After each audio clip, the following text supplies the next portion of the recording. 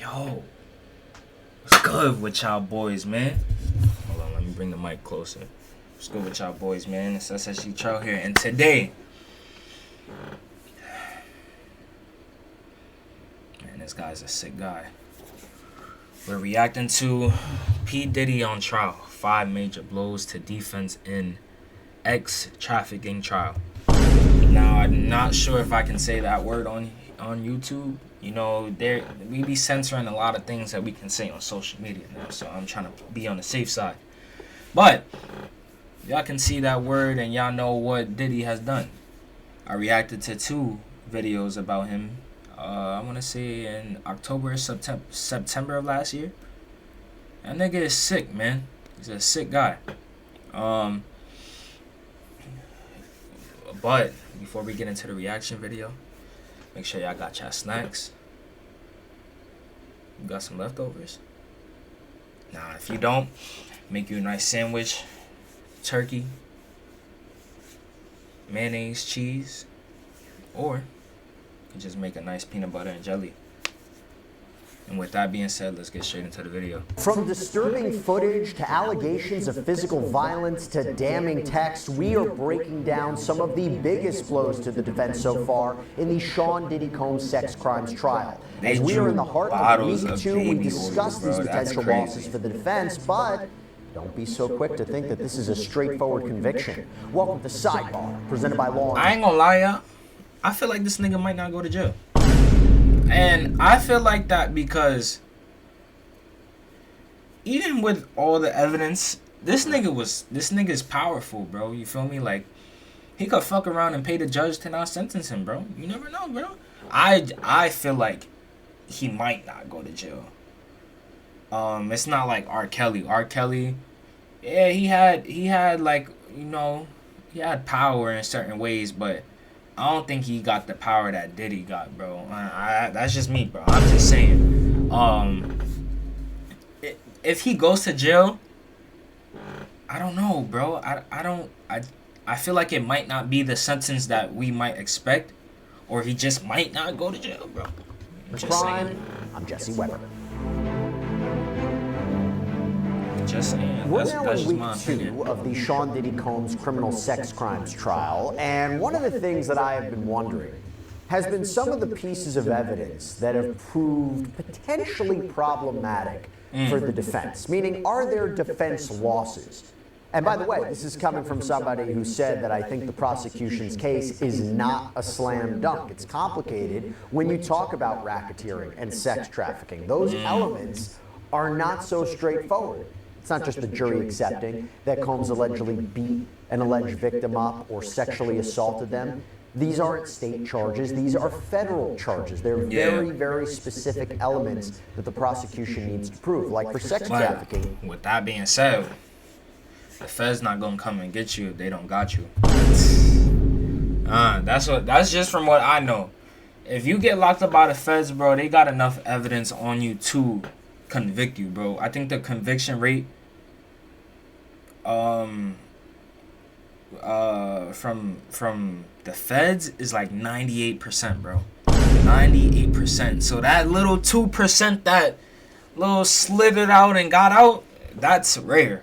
98%, bro. You need to prove I might be wrong. Recruited, harbored, transported, well, I know it's pretty high. Victims to engage in commercial sex acts by using force, fraud, and or coercion.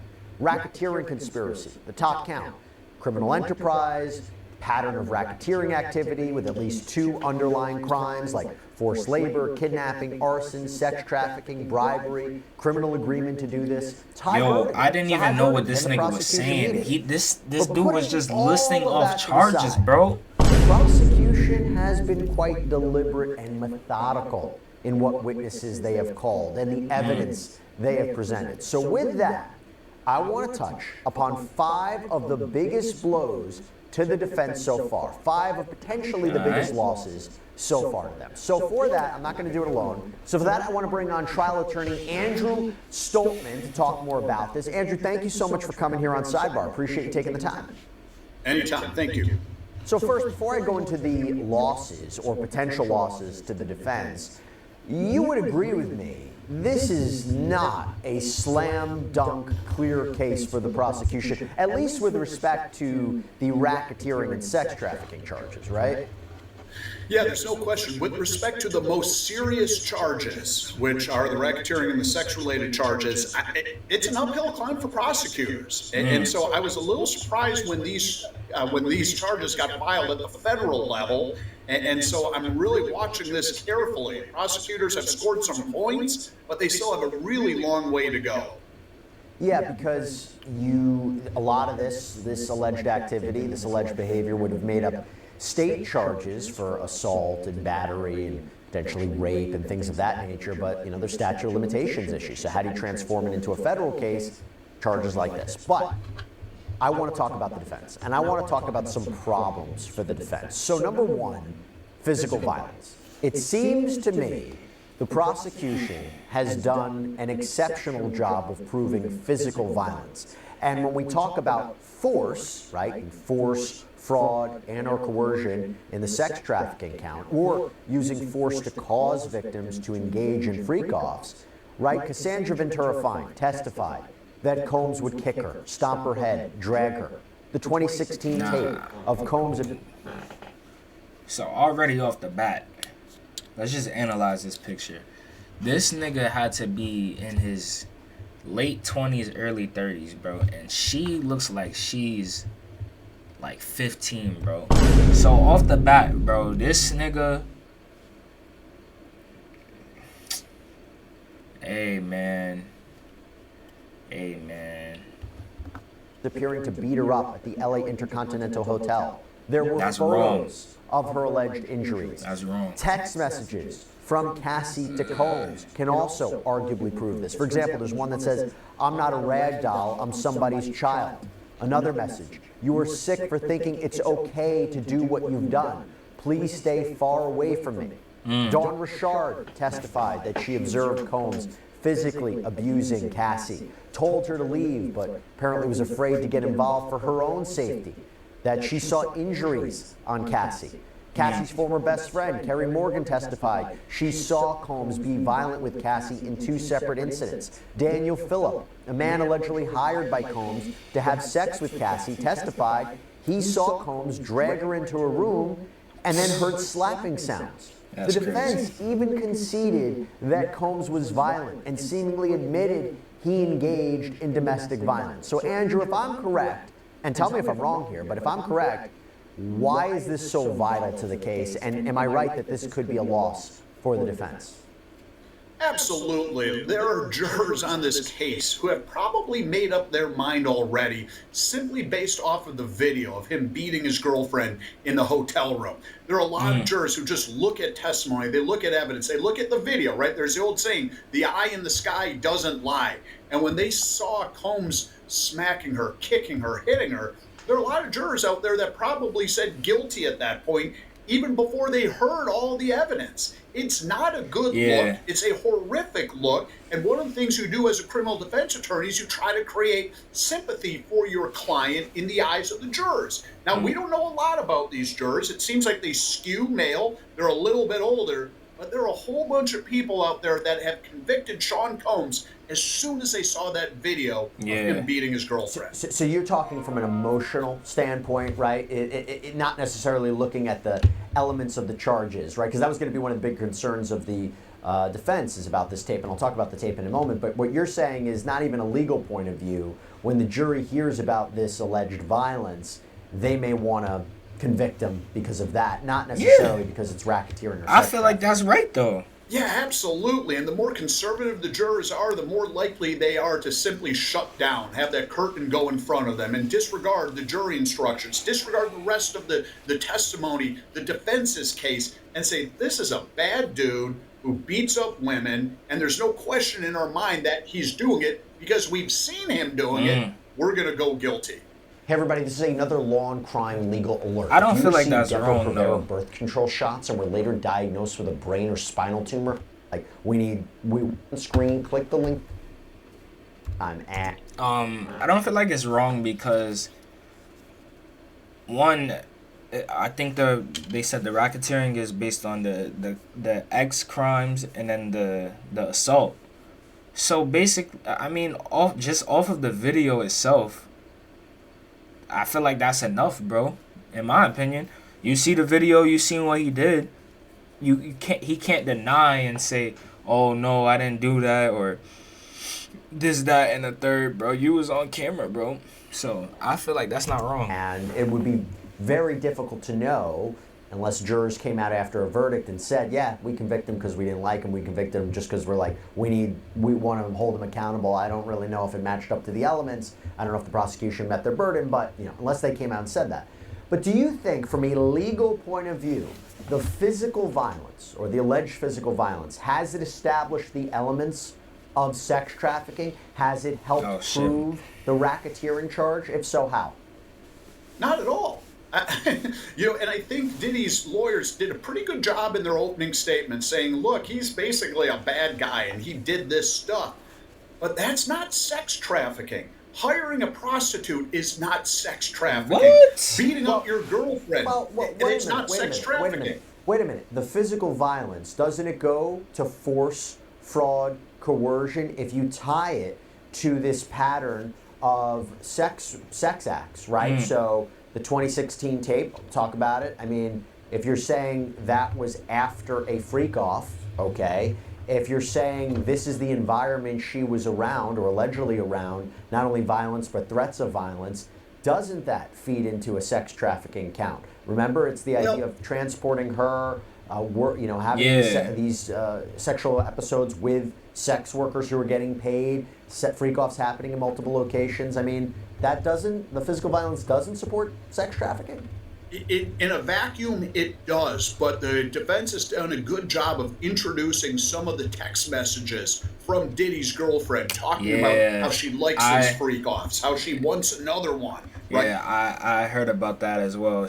There's text messages of her saying that she enjoys it, but at the same time, bro, this nigga is abusing her. He's doing who knows what else to her.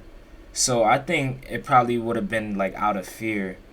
So if they try and make that, oh, she's texting and saying, oh, I enjoy doing these freak offs and this, that, and the third, I feel like that's weird, bro. That's weird to make it seem like she actually enjoys it when she's being abused and all of these other things, bro. By expressing affection. And if you're trying to establish coercion, I think those sorts of text messages are harmful to the prosecutor's case. And I would expect that to be the central point of the defense case. Consent, consent, consent. These were willing participants. They came back time and time again. Even after they were free and clear, they still came back. So I think it goes to the consent-related issue on the coercion charges. Sure, they definitely have an argument to that. The counter-argument would be, yeah, she agreed at the beginning. Yeah, she agreed 95 times, but the 5 times she didn't, that's a problem for the defense. And for the racketeering, I would make the argument, one of the means and the methods of racketeering, right? This criminal enterprise that was, Combs used his businesses and his resources and his wealth and his associates to further criminal activity. One of the means and methods of this criminal enterprise was using violence or threats of violence to engage in a pattern of conduct, whether it's kidnapping or arson or sex trafficking. And I think it's not just solely about, using threats or violence to force Cassandra Ventura, allegedly force her into sex acts, but it goes to this criminal enterprise, more easily digestible and understandable for the jury, no? Yeah, I would agree with that. And that's clearly the angle that the prosecutors are going down, the track they're going down. But that kind of leads to the second point, which is the credibility of some of these witnesses. I mean, there's the old saying, conspiracies crafted in hell don't have angels as witnesses, right? We have witnesses in this case. Prosecutors called a male escort, right, to substantiate some of these allegations. Diddy's girlfriend got a reported $10 million plus payout with respect to being silent and not filing the charges against him. So you're absolutely right. But the credibility of these witnesses is crucial in this case. And I think that's one of the areas where the prosecutors have an uphill climb. let me real quick about the settlement. So she settled with Sean Combs for reportedly $20 million, then cooperated with the government. Not sure why. She didn't. It's not like she was in the middle of litigation and then, a favorable verdict would help her a lot. I mean, I don't know what the incentive would be for her to help. And then with the $10 million with the Intercontinental I'm happy Hotel, that she testified I imagine the against prosecution him, would say, though. yeah, she deserved it. Nobody called police. The tape was essentially hidden. How does that affect her credibility? I'll give you a quick point on that as we talk about it. No, great point. That's what the prosecutors are going to argue. I guess Diddy's lawyers are going to come back and say, look, this is an ex-girlfriend. She's now married. She's upset with him. She got a huge payout. Attack her credibility. Will it be effective? I don't know, but I think that's the route they're going to take. So in the veil of, we're talking about potential losses to the defense, I mean, we know that as soon as it came out that this footage of the March 2016 alleged attack on Cassie by Combs, that would come into evidence, right? Some form of it, whether it's cell phone videos of the surveillance footage, different angles of the surveillance footage. This was something that Combs' team had tried desperately to make sure a jury would not see. As soon as we knew it came in, it was going to be a problem for the defense. It's horrifying, to say the least. And again, the prosecution has asserted, and so has Cassie, that this was after a freak-off. So arguably, you have a more straightforward road to sex trafficking, right? Forced commercial sex acts. But Andrew, if the argument comes out, well, why didn't Cassie leave? 11 years of abuse, sex trafficking, she never left, called police, reported him. Well, fear of physical violence, look at the tape. If she didn't do what he wanted, that's what was in store. That's for her. what I'm Can't saying, the bro. prosecution make that So argument? they can't really say that, bro, because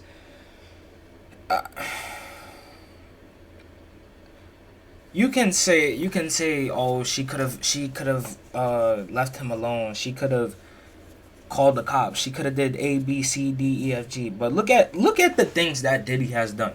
Look at Biggie. Look at Kid Cudi. Who else? He had a whole record label, and I'm not sure if it was the record label, but there was a group of people that were associated with Diddy, and I think all of them died, bro. Something like that. It's something crazy.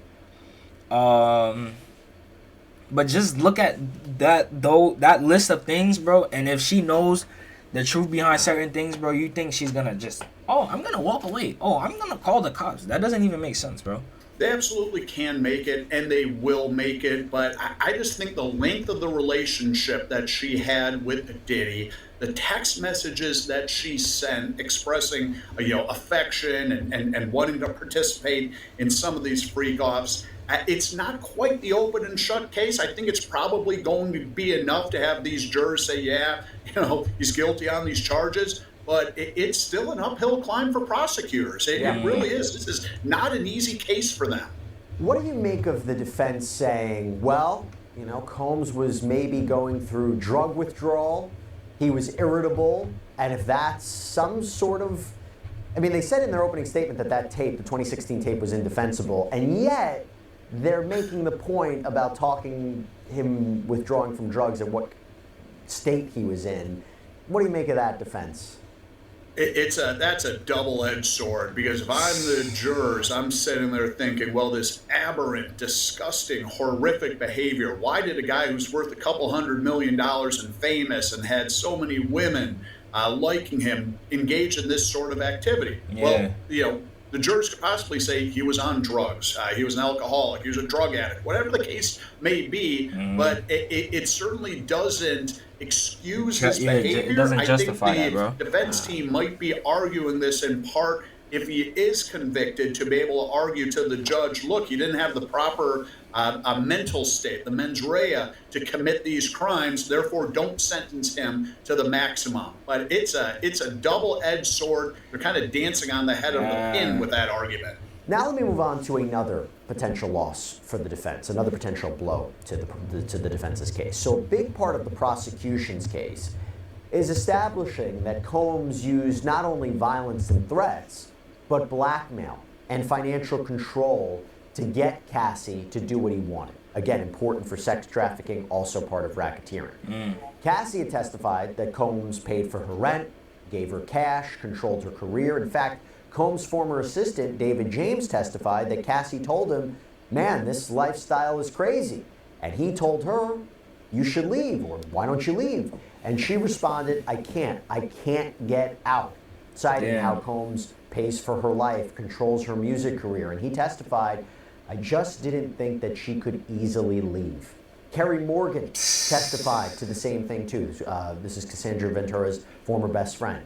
And then I'm reminded about the allegation that Cassandra Ventura made about the plane incident, where Combs allegedly showed her freak-off videos on a plane.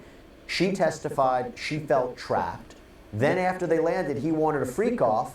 And when they landed, they had a freak-off. To me, it feels like the most straightforward potential argument for sex trafficking. So you have a travel element, you have a coercion element or a threat element, you have a freak-off, so you have this commercial sex act element.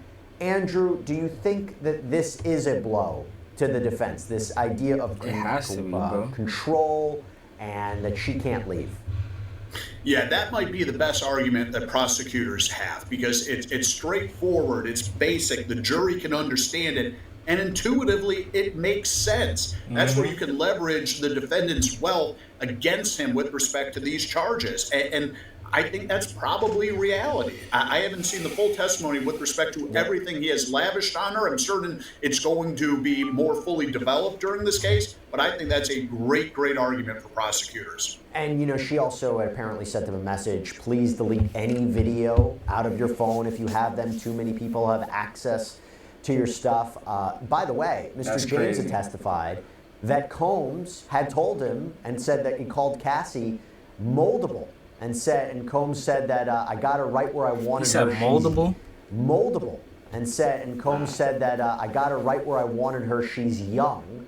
So Andrew, you're hearing the prosecution, why they would want the jury to hear that evidence. The defense seemed to suggest, well, there were alternative interpretations here. Like he wasn't controlling her. He wasn't controlling her appearance, for example, to dominate her, but was providing constructive feedback because he was a fashion mogul.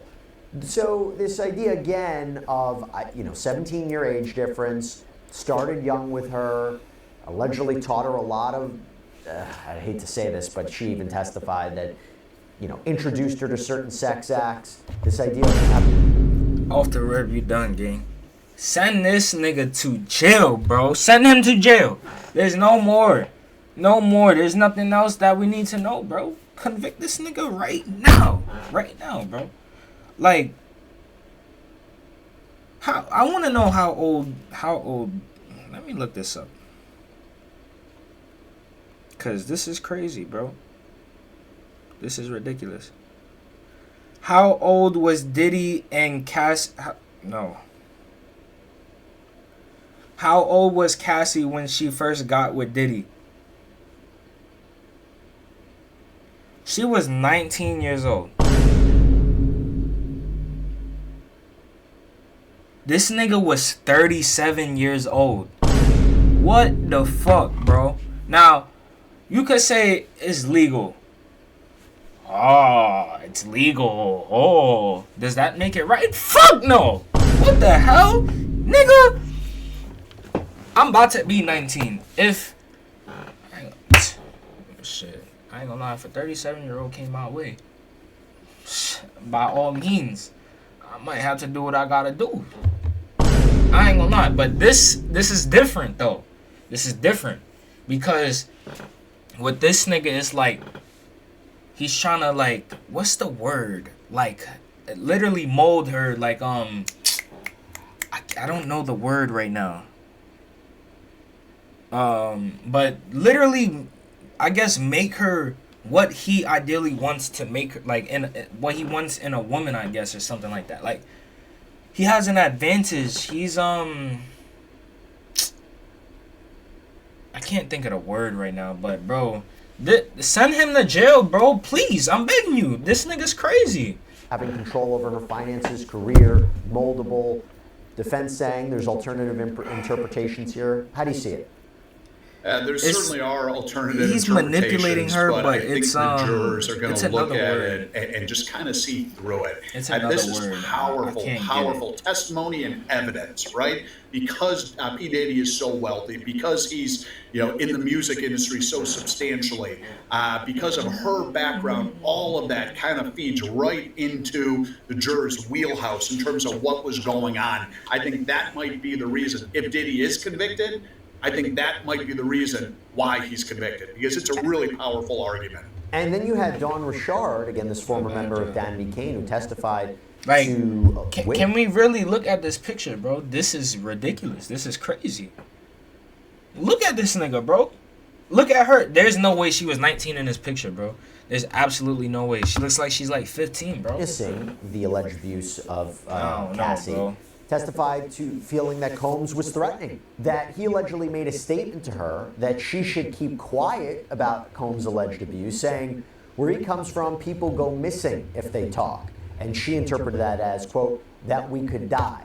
And so she was concerned for her safety to not intervene. There was also testimony that Combs himself and his team would constantly keep tabs on Cassie too. Kerry Morgan testified that Combs tried to use a hammer to break into Cassie's apartment. So this all goes to the idea of an environment of violence, an environment of threats, an environment where it's not so easy to speak up, not so easy to leave. Do you think that this is a problem for the defense to overcome?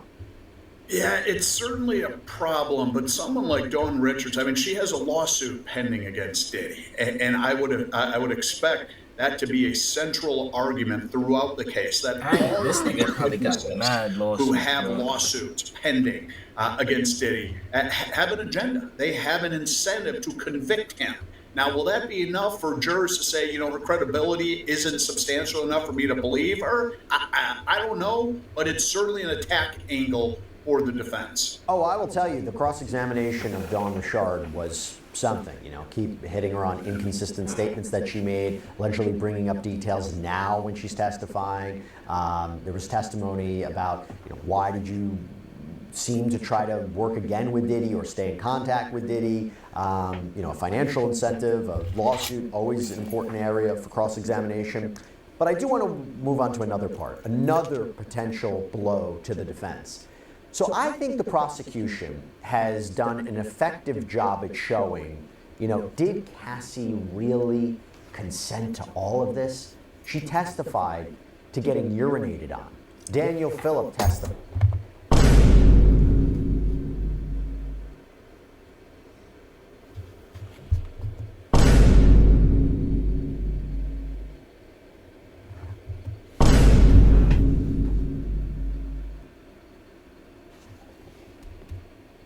This, she testified to getting urinated on.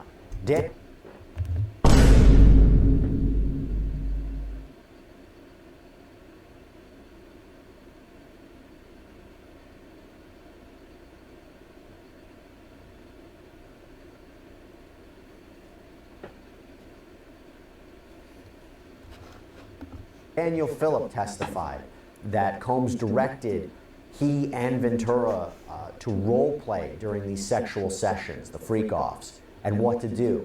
And I think there's evidence to establish that while she may have initially agreed to the freak-offs and even encouraged them and set them up, that was not all the time. You have this alleged text from her to Combs saying, this is all we do. There's another time when she said she wanted to talk to Combs about freak-offs, and he guessed, quote, now you don't want to do it anymore? Oh, I already know. You so predictable. So having the jury believe that these freak-offs, maybe not all of them, but a portion of them, were non-consensual is going to be key to this defense. Do you think that this is a blow to the defense as I've outlined it?